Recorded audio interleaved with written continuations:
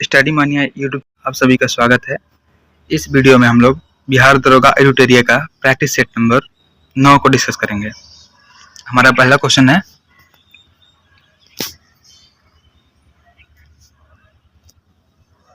भारत छोड़ो आंदोलन के दौरान गठित समानांतर सरकारों में से सबसे लंबे समय तक चलने वाली सरकार निम्न में से किस जगह या किस स्थान की सरकार थी? तो यह सतारा की सरकार थी। भारत छोड़ो आंदोलन के समय में सबसे लंबे समय तक सरकार सतारा में 1943 से 1945 तक थी और यहाँ प्रति सरकार के नाम से समानांतर सरकार स्थापित की गई थी। इस सरकार की स्थापना में नाना पाटिल तथा वाईवी चौहान की भूमिका महत्वपूर्ण थी। अगला क्वेश्चन है, मद्रास लेबर यूनियन का गठन निम्न में किसने किया था? तो मद्रास लेबर यूनियन का गठन ये बीपी वाडिया के द्वारा किया गया था। तो हमारा ऑप्शन बी सही हो जाएगा और ये 1918 में किया गया था। मद्रास लेबर यूनियन का गठन 1918 में भारत के प्रथम वास्तविक एवं व्यवस्थित मजदूर संगठन के रूप में बीपी वाडिया के द्वारा किया गया था। अगला है, 1931 में निम्न में कौन सी घटना सबसे पहले घटित हुई थी? तो सबसे पहले इसमें से चंद्रशेखर आजाद की शहादत हुई थी। हमारा आंसर ए हो जाएगा। चंद्रशेखर आजाद की जो शहादत थी ये 27 फरवरी 1931 को हुई थी। साथ ही आगे गांधी इरविन समझौता है, तो गांधी इरविन समझौता ये हुआ था 5 मार्च 1931 को और भगत सिंह को फांसी जो दी गई थी वह 28 मार्च 1931 को और भारतीय राष्ट्रीय कांग्रेस का कराची अधिवेशन जो हुआ था यह 25 से 29 मार्च 1931 को हुआ था। तो याद रखना है, चंद्रशेखर आजाद की शहादत 27 फरवरी 1931, गांधी इरविन समझौता 5 मार्च 1931, भगत सिंह को फांसी 28 मार्च 1931 और भारतीय राष्ट्रीय कांग्रेस का जो कराची अधिवेशन हुआ था वो 25 से 29 मार्च 1931। अगला क्वेश्चन है,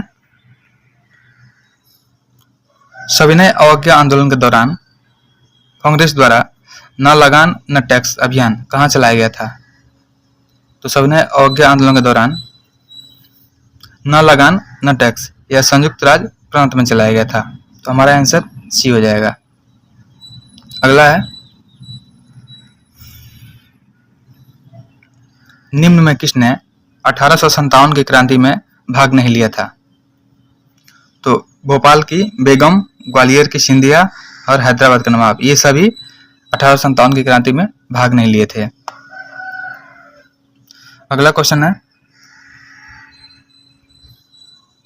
थॉमस मुनरो का मद्रास के गवर्नर के रूप में कार्यकाल क्या था? थॉमस मुनरो का मद्रास के गवर्नर के रूप में कार्यकाल रहा 1820 से लेकर के 1827 तक। तो हमारा आंसर ये हो जाएगा।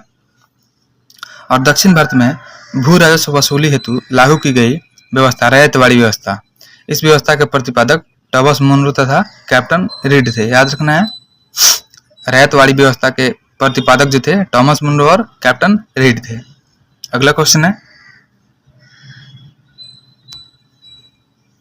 कांग्रेस के किस अधिवेशन में कांग्रेस के सदस्यों को खादी वस्त्र पहनना अनिवार्य कर दिया गया था? तो यह कांग्रेस के 1926 के गुवाहाटी अधिवेशन में खादी वस्त्र पहनना अनिवार्य कर दिया गया था और इस अधिवेशन के जो अध्यक्ष थे ये एस श्रीनिवास अयंगर थे। अगला है, अलाउद्दीन के रणथंभौर अभियान में बिहार के किस शासक ने भाग लिया था? तो अलाउद्दीन खिलजी के रणथंभौर अभियान में बिहार के शक्र सिंह ने भाग लिया था। हमारा आंसर ए हो जाएगा। शक्र सिंह दरभंगा का शासक था जिसे अलाउद्दीन खिलजी के सेनापति शेख मोहम्मद इस्माइल ने बंदी बना लिया था। उसके बाद शक्र सिंह का अलाउद्दीन खिलजी के साथ समझौता हुआ था। अगला क्वेश्चन है, निम्न में किस सूफी संत को महबूब ए इलाही के नाम से जाना जाता है? तो ये शेख निजामुद्दीन औलिया है जिनको महबूब ए इलाही के नाम से जाना जाता है। तो हमारा आंसर सी हो जाएगा। और शेख निजामुद्दीन औलिया ने दिल्ली के 7 सुल्तानों का शासन देखा था। इनके द्वारा किसी भी शासक द्वारा पराश्रय स्वीकार नहीं किया गया था और शेख निजामुद्दीन औलिया ने अलाउद्दीन खिलजी से मिलने से इनकार कर दिया था। याद रखना है, शेख निजामुद्दीन औलिया ने अलाउद्दीन खिलजी से मिलने से इनकार कर दिया था। नेक्स्ट है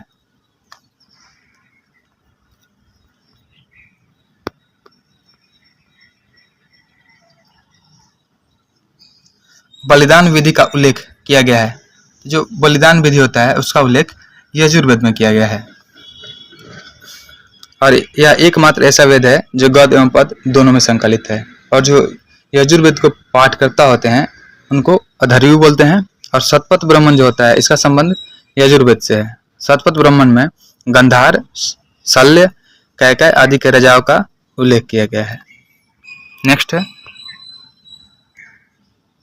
संपूर्ण चोल साम्राज्य कितने प्रांतों में विभाजित था। तो संपूर्ण चोल साम्राज्य जो था ये 6 भागों में विभाजित था, 6 मंडलों में बटा हुआ था। मंडल कोट्टम में, कोट्टम नाडु में, नाडुकई में, नाडुकई कुर्रम में विभक्त था। ये एक मंडल कोट्टम और कोट्टम नाडु और नाडुकई कुर्रम। स्थानीय स्वशासन चोल प्रशासन की मुख्य विशेषता थी और चोल प्रशासन का जो विस्तार था ये राजेंद्र प्रथम के समय में सबसे अधिक हुआ था। राजराज प्रथम ने श्रीलंका पर आक्रमण किया था। नेक्स्ट है दैवी अधिकार सिद्धांत को किस शासक ने चलाया था। जो दैवी अधिकार सिद्धांत था इसके प्रतिपादक अलाउद्दीन खिलजी थे। हमारा आंसर बी हो जाएगा। और इसने मूल्य नियंत्रण प्रणाली को भी लागू किया था। इसके द्वारा सीरी का किला, 1000 खंबा महल आदि का निर्माण किया गया था। और अलाउद्दीन खिलजी ने भू राजस्व की दर को बढ़ा करके उपज का 1/2 यानी 50% कर दिया था। और इसने दक्षिण भारत विजय के लिए मलिक काफूर को भेजा था। अगला क्वेश्चन है राजकोषीय नीति संबंधित है। तो जो राजकोषीय नीति होती है यह सरकार की प्राप्तियों से संबंधित होती है। मतलब जो राजकोषीय नीति सरकार, जिसमें केंद्र सरकार और राज्य सरकार दोनों की आय एवं व्यय संबंधी रणनीतियों को बोलते हैं। और इसके माध्यम से सरकार अपना राजकोषीय प्रबंधन करती है ताकि आर्थिक व्यवस्था एवं सरकार की सामान्य कार्य प्रणाली सुचारू रूप से चलती रहे। नेक्स्ट है पार्टिसिपेटरी नोट, पी नोट्स किससे संबंधित है। तो जो ये पार्टिसिपेटरी नोट्स होता है यह विदेशी संस्थागत निवेशक से संबंधित होता है। हमारा आंसर ये हो जाएगा। अगला है प्रधानमंत्री मुद्रा योजना अंतर्गत दिए जाने वाले 3 प्रकार के ऋण कौन से हैं। तो ये होते हैं शिशु ऋण, किशोर ऋण और तरुण ऋण। प्रधानमंत्री मुद्रा योजना होता है इसके अंतर्गत शिशु ऋण में 50,000 तक और किशोर ऋण में 50,000 से 5 लाख तक तथा तरुण ऋण में 5 लाख से 10 लाख तक ऋण आवंटित किया जाता है। अगला क्वेश्चन है निम्न में क्या राजस्व व्यय के अंतर्गत शामिल नहीं होता है। तो ये होता है ऋण भुगतान। केंद्रीय बजट में राजस्व व्यय में के अंतर्गत ब्याज भुगतान, सब्सिडी, रक्षा व्यय और राज्यों का अनुदान आदि आते हैं। और ऋण भुगतान पूंजीगत व्यय के अंतर्गत आता है। अगला क्वेश्चन है भारत में आयकर निम्न में किसका उदाहरण है। तो भारत में जो आयकर होता है यह प्रगतिशील कर और प्रत्यक्ष कर का उदाहरण होता है। हमारा आंसर ये हो जाएगा। अगला है एशिया का दूसरा सबसे बड़ा स्थल उद्देश निम्न में से कौन सा है। तो जो एशिया का दूसरा सबसे बड़ा स्थल उद्देश है ये मंगोलिया हो जाएगा। साथ ही अगर स्थल उद्देश्यों में पहला पूछे तो ये कजाकिस्तान हो जाएगा। याद रखना है क्षेत्रफल के आधार पे स्थल उद्देश्यों में दुनिया का सबसे बड़ा स्थल उद्देश्य कजाकिस्तान हो जाएगा और दूसरा जो हो जाएगा मंगोलिया हो जाएगा। अगला क्वेश्चन है निम्न में किसमें जातीय विविधता सर्वाधिक पाई जाती है।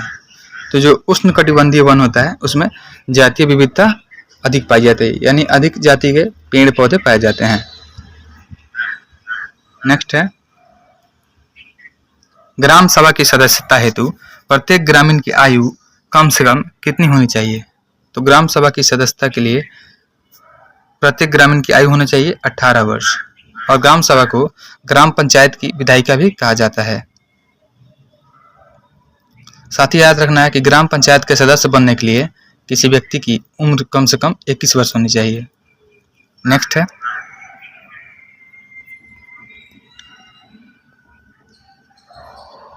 मदर ऑफ पर्ल मेघ किस मंडल में देखने को मिलता है?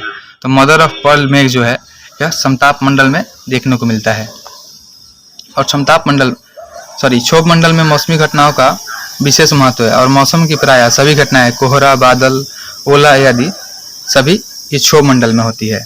समताप मंडल में सामान्यतः बादल नहीं पाए जाते हैं, परंतु कभी कभी जलवाष्प उपलब्ध होने पर दुर्लभ बादल जैसे मदर ऑफ पर्ल मेघ देखने को मिलता है। इसलिए हमारा आंसर बी हो जाएगा। नेक्स्ट है एशियाई विकास बैंक एडीबी में कितने प्रतिनिधि कार्यालय है? तो एडीबी में 3 प्रतिनिधि कार्यालय है। और एशियाई विकास बैंक जो है इसका मुख्यालय मनीला में है और इसका स्थापना 1966 में किया गया था और इसके सदस्य देशों की संख्या 67 है। और इसके जो 3 प्रतिनिधि कार्यालय है वह टोक्यो, फ्रैंकफर्ट और वाशिंगटन डीसी में स्थित है। अगला क्वेश्चन है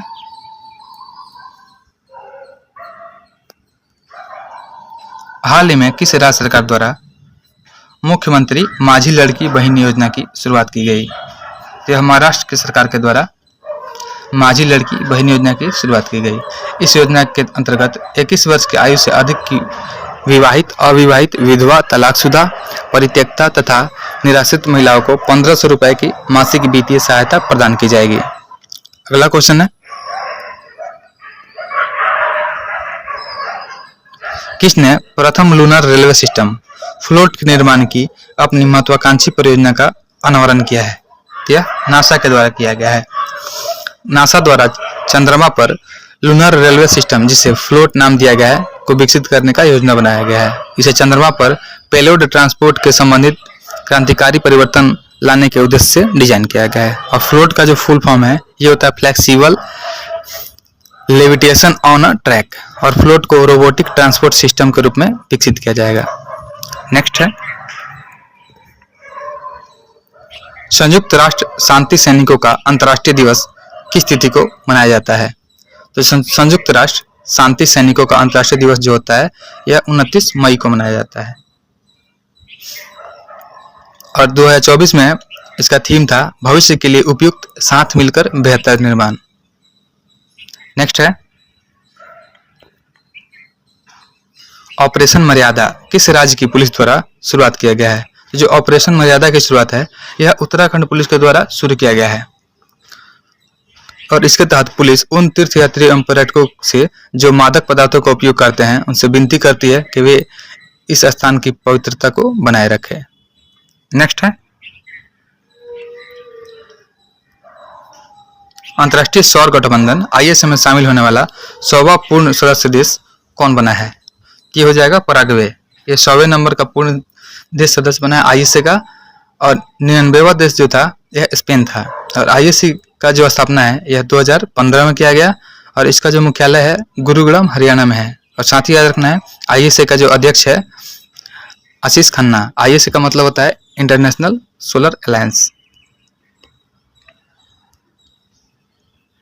हाल ही में वैश्विक बौद्धिक संपदा संगठन वीपो द्वारा जारी रिपोर्ट के अनुसार जनरेटिव एआई नवाचारों में कौन सा देश शीर्ष स्थान पर रहा है? तो ये चीन रहा है। और शीर्ष देश में चीन के बाद अमेरिका है, कोरिया गणराज्य, उसके बाद जापान है। भारत 5वें स्थान पर है। जनरेटिव एआई नवाचार सूचकांक को वैश्विक बौद्धिक संपदा संगठन वीपो द्वारा जारी किया जाता है। नेक्स्ट क्वेश्चन है दुनिया का सबसे बड़ा अंतर्राष्ट्रीय समुद्री सैन्य अभ्यास रिम ऑफ द पैसिफिक यानी रिमपैक के 29वें संस्करण का आयोजन किस देश में किया गया है? तो रिमपैक का 29वां जो संस्करण हुआ था यह संयुक्त राज्य अमेरिका यानी यूएसए में किया गया था। और रिमपैक का जो विषय था भागीदार, एकीकृत और तैयार यानी पार्टनर्स, इंटीग्रेटेड एंड प्रिपेयर्ड। और इस अभ्यास में भारतीय नौसेना ने भी भाग लिया था। अगला क्वेश्चन है हाल ही में बीसीसीआई का नया सेक्रेटरी किसे बनाया गया है? तो अभी बीसीसीआई का नया सेक्रेटरी जो है देवजीत सैकिया को बनाया गया है। हमारा आंसर सी हो जाएगा। जय साइज के पूर्व सचिव पद पर थे। अगला क्वेश्चन है विश्व धरोहर समिति के 46वें सत्र का आयोजन कहाँ किया गया है? तो विश्व धरोहर समिति के 46वें सत्र का आयोजन नई दिल्ली में किया गया है। और भारत द्वारा पहली बार विश्व धरोहर समिति की बैठक का मेजबानी की गई है। भारत ने विकासशील देशों के क्षमता निर्माण पहल और संरक्षण परियोजनाओं को समर्थन देने के लिए यूनेस्को विश्व विरासत केंद्र को $1 मिलियन देने का वचन भी दिया है। और असम का जो मोइदम है भारत का 43वां विश्व विरासत स्थल बना है। अगला क्वेश्चन है,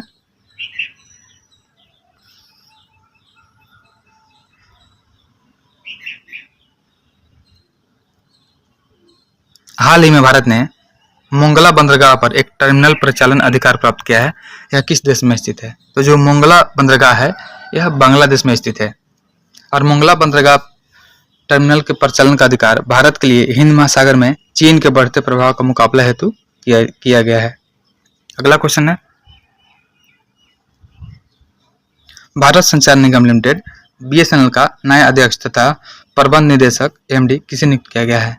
तो ये है रॉबर्ट जेरार्ड रवि, जिन्हें BSNL का अध्यक्ष बनाया गया है। साथ ही याद रखना है BSNL की जो स्थापना हुई थी 15 सितंबर 2000 ईस्वी को हुई थी और इसका मुख्यालय नई दिल्ली में है। नेक्स्ट है, किसके द्वारा कृषि उद्यमियों को सहायता देने के लिए स्टार्टअप और ग्रामीण उद्यमों के लिए कृषि कोष पहल को लॉन्च किया गया है? तो ये किया गया है नाबार्ड के द्वारा। और नाबार्ड की जो स्थापना हुई थी यह 12 जुलाई 1982 को मुंबई में हुई थी। सॉरी, इसका मुख्यालय मुंबई में है और स्थापना 12 जुलाई 1982 को हुई थी। अगला क्वेश्चन है, हाल ही में प्रधानमंत्री नरेंद्र मोदी द्वारा किस राज्य या केंद्र शासित प्रदेश में जेड मोड टनल का उद्घाटन किया गया है? तो यह किया गया जम्मू कश्मीर में। 13 जनवरी 2025 को PM मोदी ने जम्मू एंड कश्मीर के जेड मोड का उद्घाटन किया है और इसकी जो लंबाई है 6.5 किलोमीटर यानी 6.5 किलोमीटर है और यह श्रीनगर लेह मार्ग पर स्थित है और इस टनल की शुरुआत 2015 में हुई थी। नेक्स्ट है, भारत का पहला रीयूजेबल हाइब्रिड रॉकेट का सफल प्रक्षेपण किया गया, इसका नाम है क्या है? तो इसका नाम है रूमी 1। ऑप्शन ए सही होगा। और इसे startup company space zone India और मार्टिन ग्रुप द्वारा बनाया गया है। इसे मोबाइल लॉन्चर का उपयोग करके चेन्नई से लॉन्च किया गया था। नेक्स्ट है, भारत ने किस देश को भीष्म क्यूब अस्पताल उपहार में दिया है? तो यूक्रेन है। भारत ने यूक्रेन को भीष्म क्यूब अस्पताल उपहार के रूप में दिया है और आरोग्य मैत्री परियोजना के तहत विकसित भीष्म क्यूब एक चलंत अस्पताल है। अगला क्वेश्चन है, भारतीय अंतरिक्ष अनुसंधान संस्थान इसरो के नए अध्यक्ष कौन बने हैं? तो इसरो के जो नए अध्यक्ष हैं वे हैं वी नारायणन। ऑप्शन बी सही होगा। और इसके पूर्व अध्यक्ष जो थे डॉक्टर एस सोमनाथ थे। और वी नारायणन का जो कार्यकाल है यह 2 वर्ष या अगले आदेश तक होगा। अगला क्वेश्चन है, सैफ अंडर 20 चैंपियनशिप 2024 का आयोजन किस देश में किया गया था?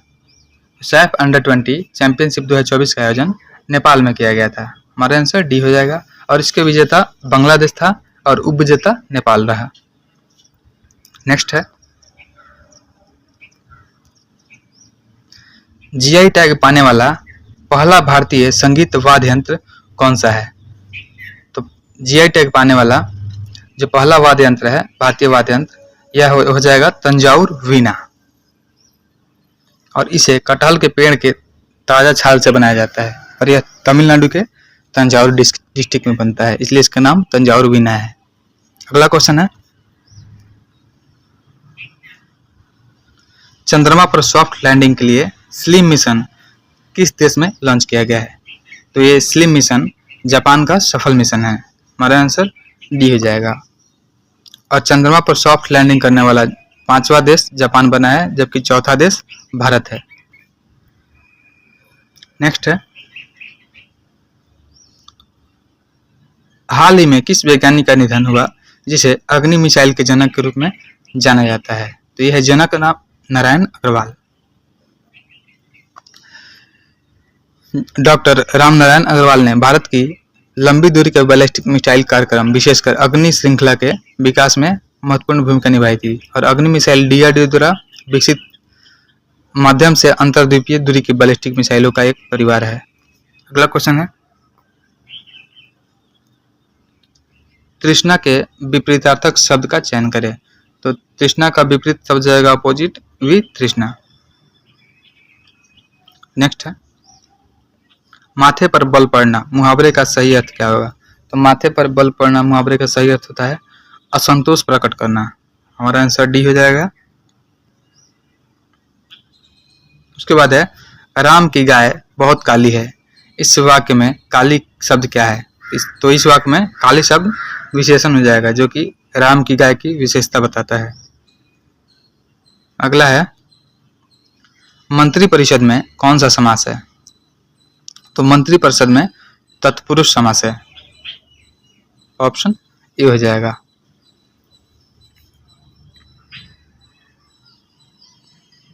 नेक्स्ट है, अभ्यागत शब्द में उपसर्ग कौन सा है। तो अभ्यागत शब्द में जो उपसर्ग है यह अभी है। हमारा आंसर सी हो जाएगा। अभी उपसर्ग से शब्द बनते हैं जैसे अभ्यागत, अभ्यास, अभियान। और ऐसे ही अति होता है, अति से बनता है अत्यधिक, अत्याचार। नेक्स्ट है, the synonym of word monolithic. Monolithic का साइनोनिम बताना है तो ये हो जाएगा ह्यूज। इसमें दिया हुआ है, select the appropriate one word substitution, मतलब a person who help another in crime, उसको बोलते हैं अकम्प्लिस यानी सहयोगी। किसी क्राइम में सहयोग देने को अकम्प्लाइज बोलते हैं। अगला है, an artistic work specially one on a large scale. तो इसको बोलेंगे ओपस। ओपस मतलब होता है महान कलाकृति या रचना। तो हमारा आंसर बी हो जाएगा। और जो बैलेड होता है, बैलेड का मतलब होता है गाथा। अगला क्वेश्चन है, भारतीय संविधान का निम्नलिखित में से कौन सा उपबंध कनाडा के संविधान से लिया गया है। तो जो उच्चतम न्यायालय का परामर्शदायी क्षेत्राधिकार है यह कनाडा के संविधान से लिया गया है।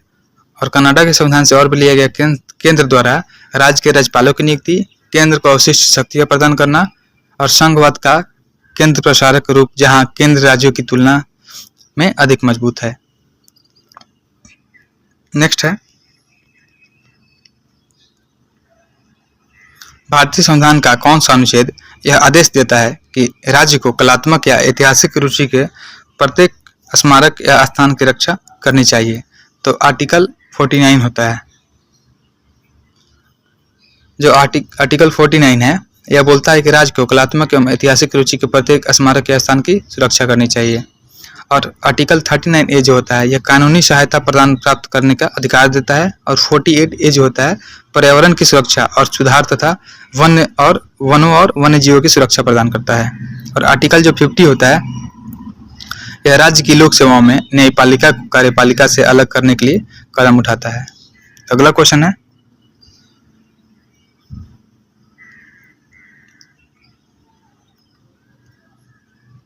भारतीय संविधान में कौन सा संशोधन उच्च न्यायालयों की अधिकारिता का केंद्र शासित प्रदेशों पर विस्तार से संबंधित है। तो ये हो जाएगा 7वां संविधान संशोधन अधिनियम। ऑप्शन बी हो जाएगा। और भारतीय संविधान में 7वां संशोधन जो 1956 है यह उच्च न्यायालयों की अधिकारिता का केंद्र शासित प्रदेशों पर विस्तार से संबंधित है। और इस संशोधन के तहत 2 या 2 से अधिक राज्यों के लिए एक ही व्यक्ति को राज्यपाल बनाया जा सकता है। और इस संशोधन के तहत 2 या 2 से अधिक राज्यों के लिए एक ही उच्च न्यायालय की स्थापना की भी व्यवस्था की गई है। अगला क्वेश्चन है, निम्नलिखित में से कौन सा अधिकार 14 वर्ष से कम आयु के बच्चों को खतरनाक कार्यों में नियोजित करने पर रोक लगाता है। तो यह है आर्टिकल शोषण के विरुद्ध अधिकार। यह आर्टिकल 23 तथा 24 में इसका वर्णन किया गया है। और 23 में होता है मानव तस्करी और बलात्श्रम पर प्रतिषेध। और आर्टिकल 24 में जो होता है 14 वर्ष से कम आयु के जो बच्चे होते हैं उनको कारखाने या काम करने के लिए नियोजित नहीं किया जाएगा। अगला क्वेश्चन है, निम्नलिखित में से किस आयोग ने सरकारी सेवाओं के सभी स्तरों में ओबीसी उम्मीदवार के लिए 27% आरक्षण की सिफारिश की है? यह मंडल आयोग के द्वारा किया गया था। मंडल आयोग ने सिफारिश किया था कि केंद्र सरकार और सार्वजनिक क्षेत्र के उपक्रमों के तहत ओबीसी के सदस्यों की नौकरियों के लिए 27% आरक्षण दिया जाए और इस आयोग की स्थापना भारत में 1979 ईस्वी में जनता पार्टी सरकार द्वारा प्रधानमंत्री मोरारजी देसाई के अधीन की गई थी और इसकी अध्यक्ष जो थे बीपी मंडल थे। अगला क्वेश्चन है, निम्नलिखित में कौन सी कैबिनेट समिति नहीं है? तो मंत्रियों के बीच विवाद पर जो समिति होता है यह कैबिनेट समिति नहीं है। बाकी कैबिनेट की नियुक्ति समिति, राजनयिक मामलों की समिति, निवेश और विकास संबंधी समिति, ये सभी कैबिनेट समिति है। और कैबिनेट समिति में और भी होते हैं। आवास पर कैबिनेट समिति होती है, आर्थिक मामलों पर कैबिनेट समिति होती है, सुरक्षा पर कैबिनेट समिति होती है। अगला क्वेश्चन है, संसद में पहला लोकपाल विधेयक कब प्रस्तुत किया गया था? तो संसद में पहला लोकपाल विधेयक 1968 में प्रस्तुत किया गया था, जहां यह 1969 ईस्वी में पारित भी हुआ, परंतु राज्यसभा में ज्यादा देर तक लंबित रहने के कारण चौथी लोकसभा में विघटित होने के कारण यह विधेयक खत्म हो गया। अगला है, निम्नलिखित में से किसका संबंध चुनाव आयोग से नहीं है? तो चुनाव की अधिसूचना जारी करना यह चुनाव आयोग से संबंधित नहीं है। निर्वाचन आयोग की सिफारिश पर चुनाव की अधिसूचना लोकसभा एवं राज्यसभा के लिए राष्ट्रपति तथा विधानसभा और विधान परिषद के लिए संबंधित राज्य या संघ राज्य क्षेत्र का राज्यपाल या प्रशासक जारी करता है। अगला क्वेश्चन है, भारतीय संविधान के अनुच्छेद 344 के तहत प्रथम राजकीय भाषा आयोग का गठन हुआ था। यह हुआ था 1955 में बेजी खैर की अध्यक्षता में किया गया था। 7 जून 1955 को तत्कालीन राष्ट्रपति थे डॉक्टर राजेंद्र प्रसाद ने बेजी खैर की अध्यक्षता में एक राजकीय भाषा आयोग का गठन किया, जिससे 1956 ईस्वी में अपना प्रतिवेदन राष्ट्रपति को सौंपा और 1957 ईस्वी में एक संसदीय समिति द्वारा इस रिपोर्ट का परीक्षण किया गया, जिसके अध्यक्ष पंडित गोविंद बल्लभ पंत थे। अगला क्वेश्चन है, ग्राम सभा का क्या अभिप्राय है? तो ग्राम सभा का मतलब होता है ग्राम स्तर के पंचायत क्षेत्र के निर्वाचक नामावली में पंजीकृत लोग। 73वां संविधान संशोधन अधिनियम है 1992, इसमें पंचायती राज के तहत ग्राम सभा का प्रावधान है और आर्टिकल 243 के बी के अनुसार ग्राम सभा में ग्राम स्तर पर पंचायत क्षेत्र के भीतर समाविष्ट किसी ग्राम से संबंधित निर्वाचक सूची में पंजीकृत व्यक्ति होते हैं। अतः हम बोल सकते हैं कि पंचायत क्षेत्र में पंजीकृत मतदाताओं की एक ग्राम स्तरीय सभा है। अगला क्वेश्चन है,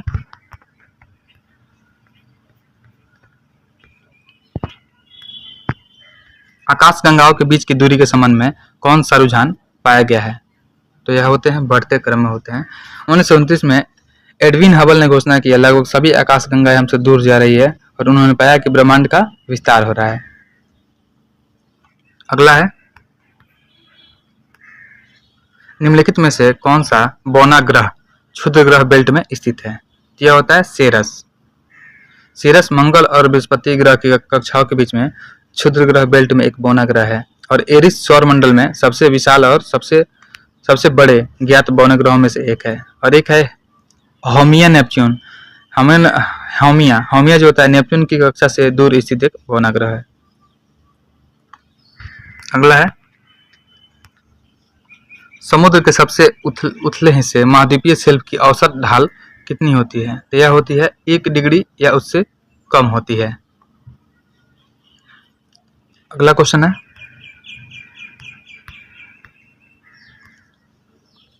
आर्कटिक महासागर उत्तरी ध्रुव वृत्त में स्थित तथा यह उत्तरी ध्रुव के चारों ओर फैला है। यह प्रशांत महासागर से छिछले जल वाले एक संकरे भाग से जुड़ा हुआ है। उस जल संधि को किस नाम से जानते हैं? ये हो जाएगा बेरिंग जल संधि। आर्कटिक महासागर और प्रशांत महासागर को जोड़ने वाला जो छिछला जल संकरा भाग होता है उसको बेरिंग जल संधि बोलते हैं। और एक होता है बोस्फोरस जल संधि।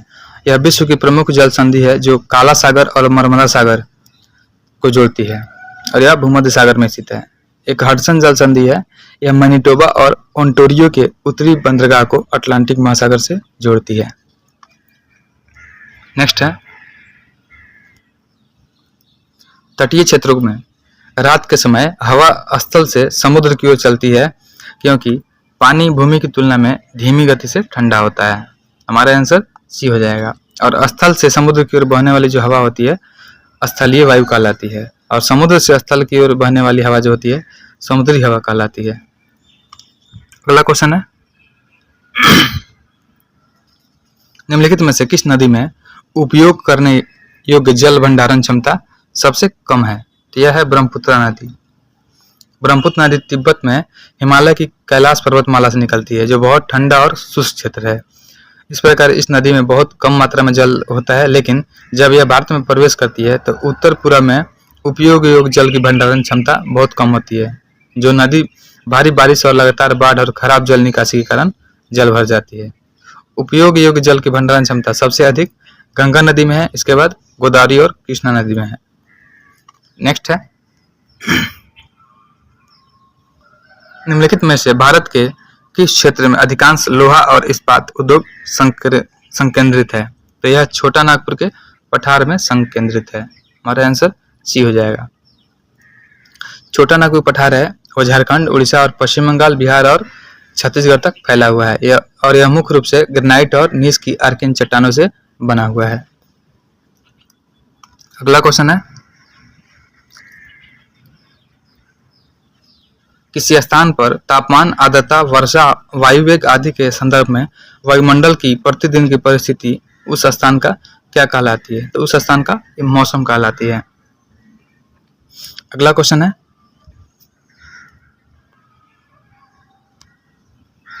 निम्नलिखित में से कौन सा राष्ट्रीय उद्यान महाराष्ट्र में नहीं है?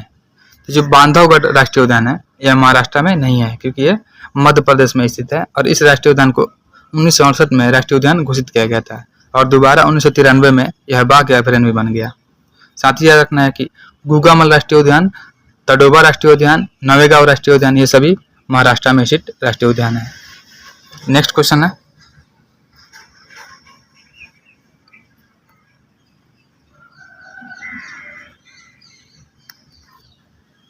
निम्नलिखित में से कौन सा एक प्राकृतिक रूप से होने वाली परिघटना है जो पृथ्वी की सतह और वायुमंडल के गर्म होने के लिए जिम्मेदार है?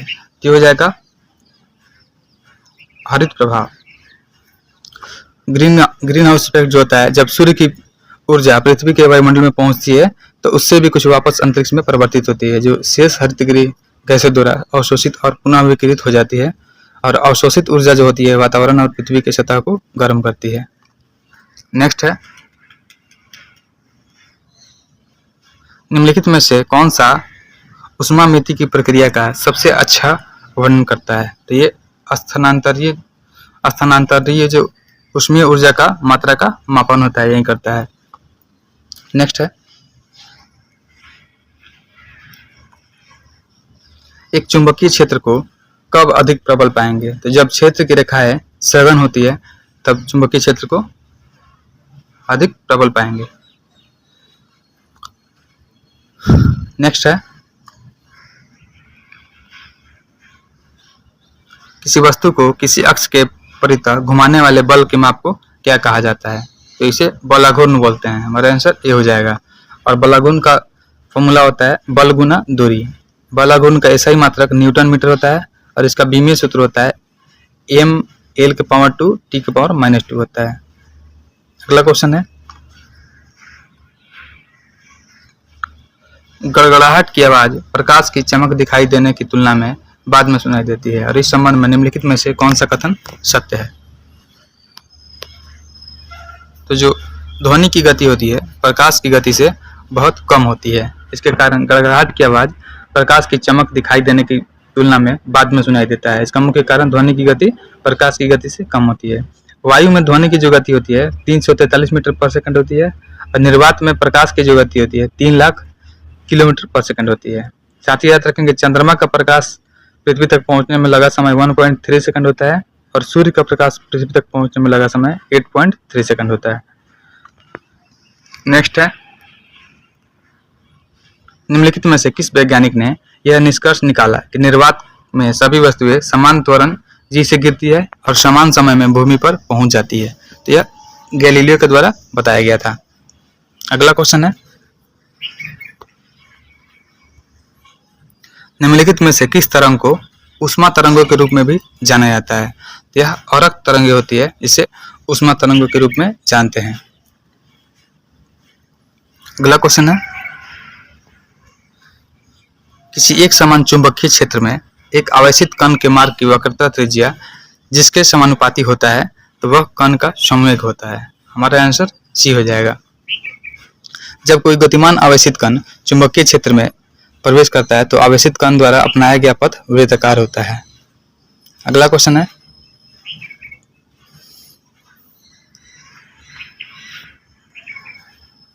परमाणु के इलेक्ट्रॉनिक विन्यास से सूत्र 2n² में n क्या दर्शाता है? तो n जो दर्शाता है नाभिक से दिए गए कोषों की संख्या को दर्शाता है। हमारा आंसर सी हो जाएगा। नेक्स्ट है, निम्नलिखित में से कौन सा कथन सही नहीं है?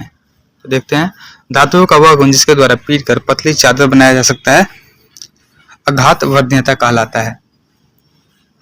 तो अघात वर्धनीयता होता है धातुओं को पीट कर पतली चादर बनने का जो गुण होता है उसे अघात वर्धनीयता कहते हैं। तो इसमें सही नहीं बोला है, पर ये तो सही है। तो हमारा आंसर हो जाएगा 1 तथा 2, क्योंकि दोनों ऑप्शन में सही दिया हुआ है, इसमें सही नहीं पूछा है। धातु का वह गुण जिसके द्वारा खींच कर तार में बदला जाता है तन्यता कहलाती है। दोनों स्टेटमेंट सही है, लेकिन हमसे सही नहीं पूछा गया है, तो हमारा आंसर सी हो जाएगा। नेक्स्ट है,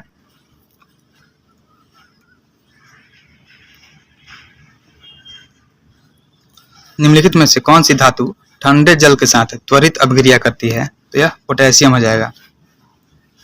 पोटेशियम तथा सोडियम जैसी धातु जो होती है ठंडे जल के साथ त्वरित रूप से अपक्रिया करती है, जहां सोडियम पोटेशियम की तुलना में अधिक प्रबल अपक्रिया होता है। अगला क्वेश्चन है, इसमें मिलान करना है। अम्ल एसिड दिया हुआ है और उसके स्रोत दिए हुए हैं। जो कार्बनिक एसिड होता है यह सोडा वाटर में होता है, और जो लॉरिक एसिड होता है यह नारियल के दूध में होता है। साथ ही जो ब्यूटेरिक एसिड होता है यह मक्खन में पाया जाता है, और इरूसिक एसिड जो होता है यह सरसों के तेल में पाया जाता है। तो हमारा आंसर सी हो जाएगा। नेक्स्ट है, ऑक्सीकृत पारे का सबसे आम अयस्क कौन सा है जो ज्वालामुखी गतिविधि और उष्ण स्रोत से संबंधित दानेदार परतों या शिराओं में होता है? तो यह होता है सिनेबार। सिनेबार ऑक्सीकृत पारे का सबसे आम अयस्क है जो ज्वालामुखी गतिविधि और उष्ण स्रोत से संबंधित दानेदार परतों या शिराओं से जुड़ा होता है। और डायस्पोर जो होता है यह कोरंडम से जुड़ी अत्यधिक एल्यूमिनियम रूपांतरित चट्टानों में परतदार रूप में मौजूद होता है। और सिडेराइट जो होता है यह चैलेबाइट भी बोलते हैं इसको, यह आयरन का एक अयस्क होता है। और कोरंडम जो होता है यह प्राकृतिक रूप से पाया जाने वाला एल्यूमिनियम ऑक्साइड खनिज है जो हीरे के बाद सबसे कठोर ज्ञात प्राकृतिक पदार्थ है, कोरंडम। नेक्स्ट है,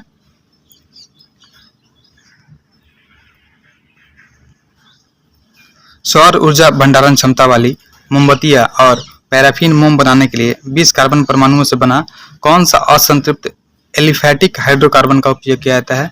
तो इसमें इकोसेन का प्रयोग किया जाता है। और यह अत्यंत ही हाइड्रोफोबिक होता है जो व्यवहारिक रूप से जल में अविलय और अपेक्षाकृत उदासीन होता है। इसे हाइड्रोकार्बन लिपिड अणु भी माना जाता है। नेक्स्ट है,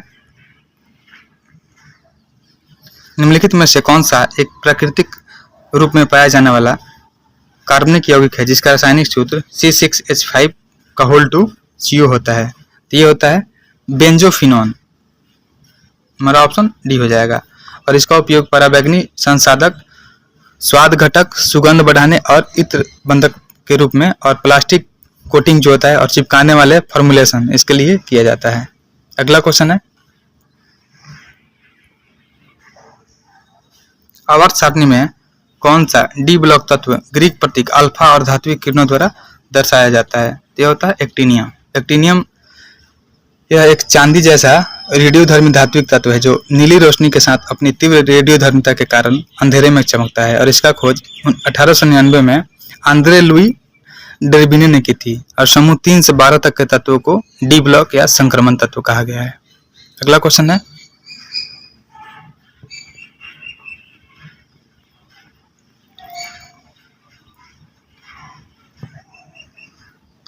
निम्नलिखित में से कौन सा विटामिन या पोषक तत्व नवजात शिशु के मस्तिष्क और रीढ़ की हड्डी के प्रमुख जन्म दोषों को रोकता है? तो ये होता है फॉलिक एसिड। फॉलिक एसिड नवजात शिशु के मस्तिष्क और रीढ़ की हड्डी के प्रमुख जन्म दोष को रोकता है। अगला क्वेश्चन है,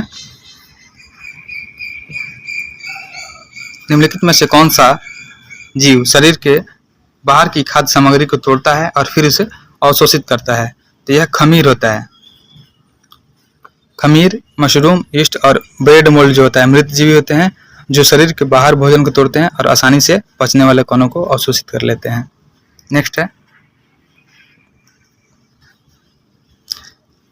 कैप्साइसिनोइड्स, कैरोटीनॉइड्स, फिलोनिक्स और विटामिन निम्नलिखित में से किस खाद्य पदार्थों में पाए जाने वाले प्रमुख रसायन है? तो यह सभी मिर्च में पाए जाते हैं। और कैफीन जो होता है, कैफीन अम्ल गाजर की प्रमुख फिनोलिक एसिड है। एलिसिन रसायन जो होता है लहसुन को फ्लेवर प्रदान करता है।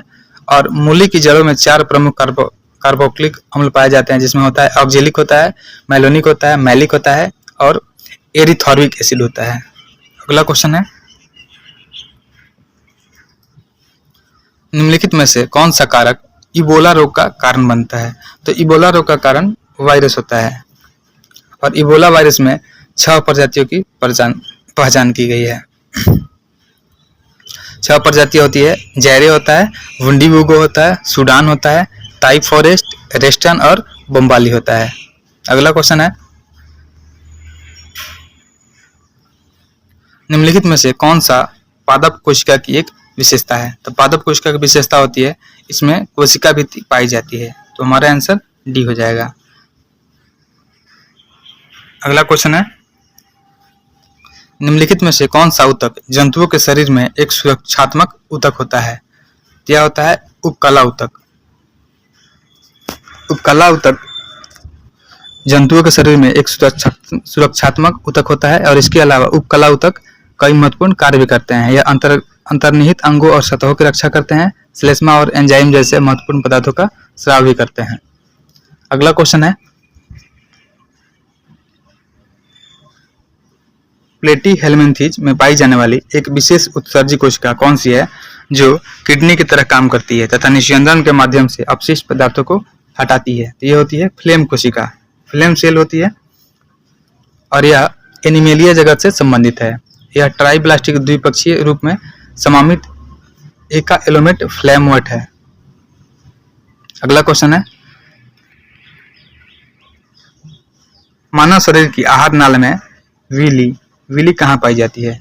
ये विली जो होती है या विली बोलते हैं, ये छोटी आंत में पाई जाती है। हमारा आंसर ये हो जाएगा। और यह विली जो होती है छोटी आंत की आंतरिक परत के अंदर पाए जाने वाले छोटे छोटे उंगली नुमा जो संरचना होते हैं उसमें पाए जाते हैं।